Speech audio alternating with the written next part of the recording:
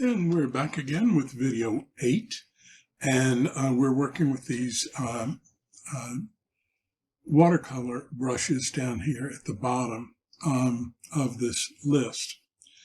And we did this little plaything, and so what we want to do now is come back to this, and let's turn that off, and we're going to add another watercolor layer, and we're going to work on that layer. Okay, so I'm going to close that again so I can see what I've got here. Now, I have two liners here. The old liner we looked at once before, and it gives you, let's get it darker. Okay, and it gives you an interesting kind of line. Notice that it has color expression. So I'm getting this color and that color. What I need to do is probably bring this one up a little lighter, and it'll be more of an olive green.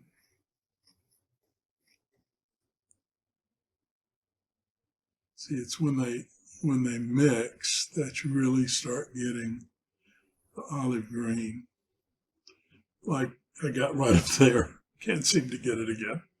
Okay, and the other one is called Orchid Leaf Cover.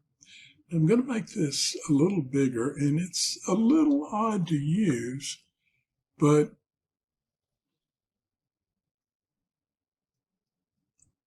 that's kind of what it does. Is light, you're going to get the yellowy color, and heavy, you're going to get the blue-green. If you have, of course, what I'm saying here, the light pressure gives you the additional color, and heavy pressure gives you the main color.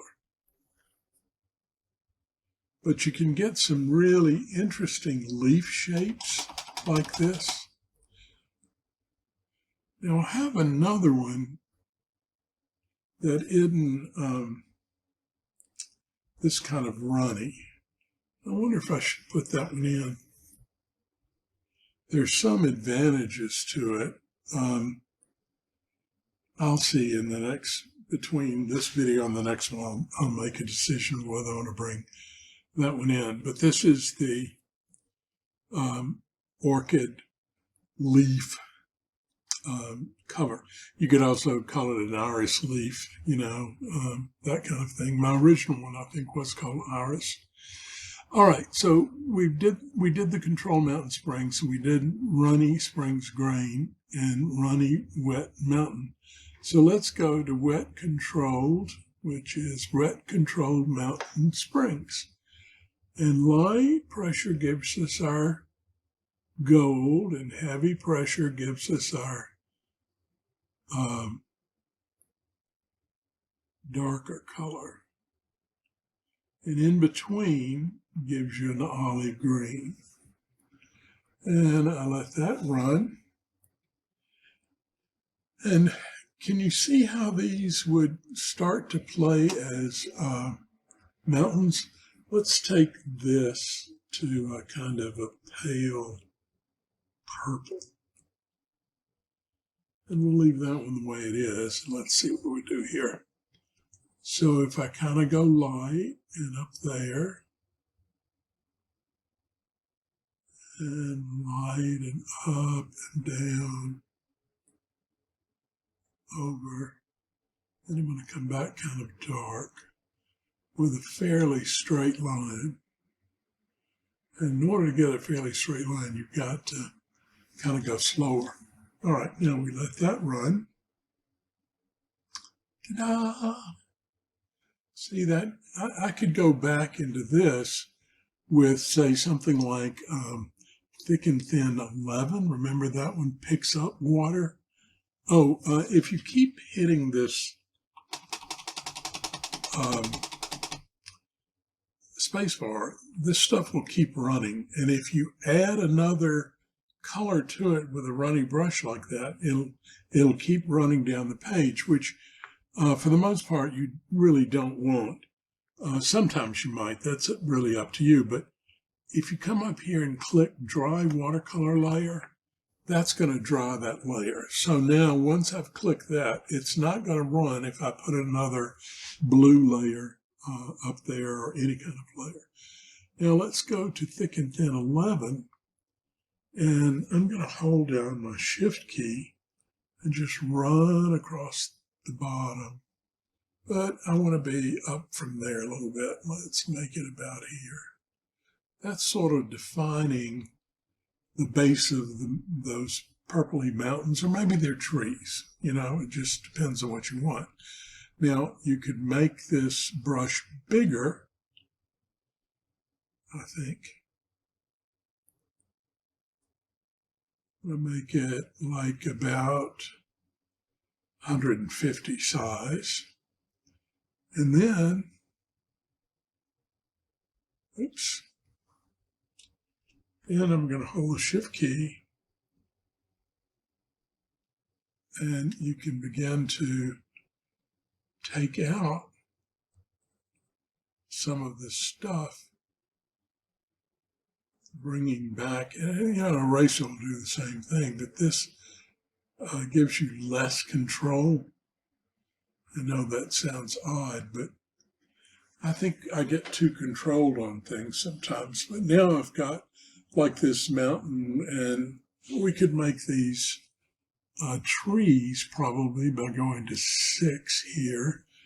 And let's see, what kind of color would the trees be? Probably they would be in the blues and greens. Let's make them kind of olive to start with.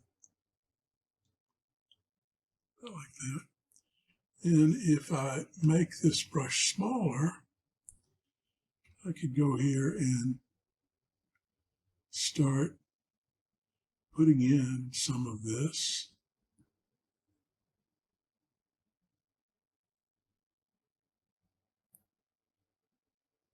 See how that looks.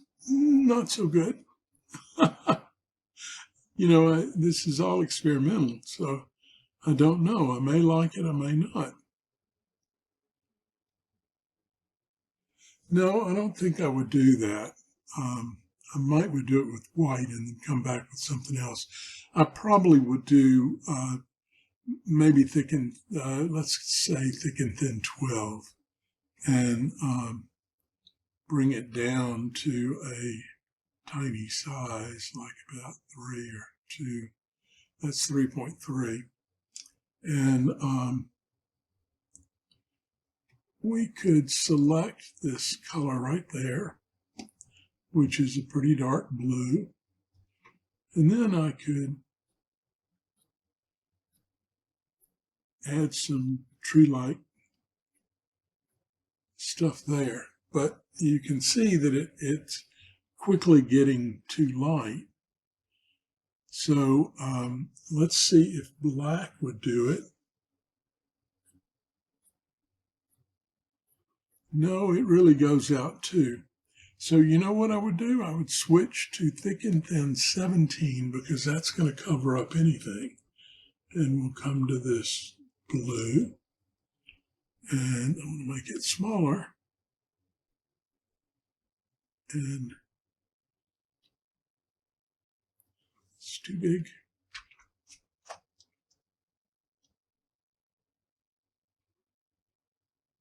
Oh, stopped.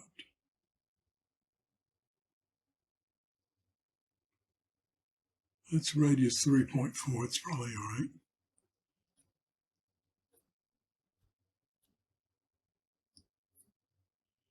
And see, this one gets smaller with velocity.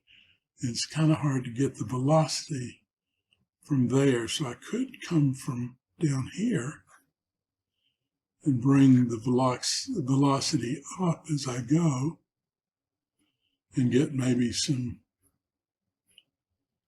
darker trees. We'll have one tall one there. And we'll just take our eraser and get rid of this where I kind of played around. All right, but anyway, you see what I'm getting at here. And then I would go to another, this is wet semi splatter dab. I'm going to stay off that one for a moment. Let's go to wet controlled again, and we'll come in with a brown. And how about more reddish brown? Kind of a, let's make it a little bright. All right. So then I could come in here. I don't like those colors together.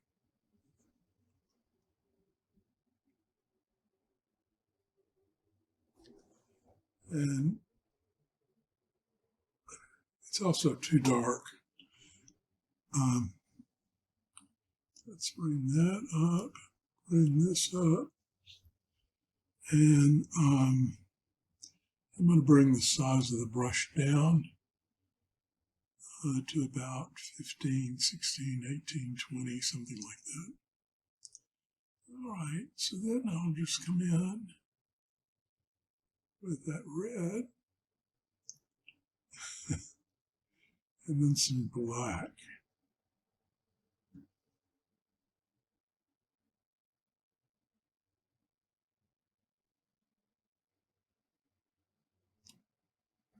And we'll see what that does. You know, again, I'm trying to just get the look of some sort of landscape, and this is probably using this these runny brushes too much.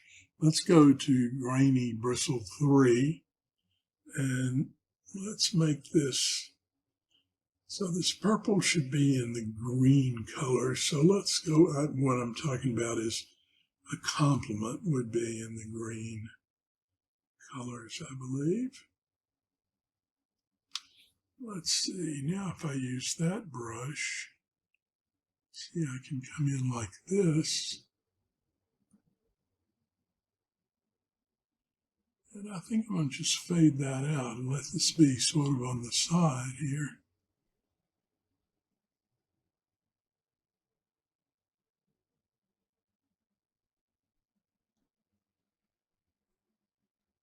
Let that go. There, now we're getting something pretty. And see, we've got a little bit of a lake there. All right, so this is giving you the idea of how to use all of these different brushes. And the last one is Wet Sumi Splatter. And it is exactly what it sounds like. Let's bring the brush back down.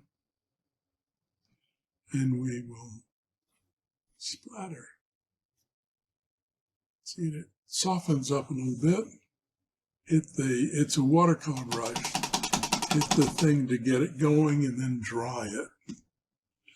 And that's giving you some nice sort of splatter looks. Okay, so here again, we're beginning to get that watercolor look and feel by using multiple colors. And the last thing down here again was my sketch sharp pencil, which does paint on a watercolor layer. Okay, so we'll close this one up and we're going to come back and show you a few more little tricks that we can do here.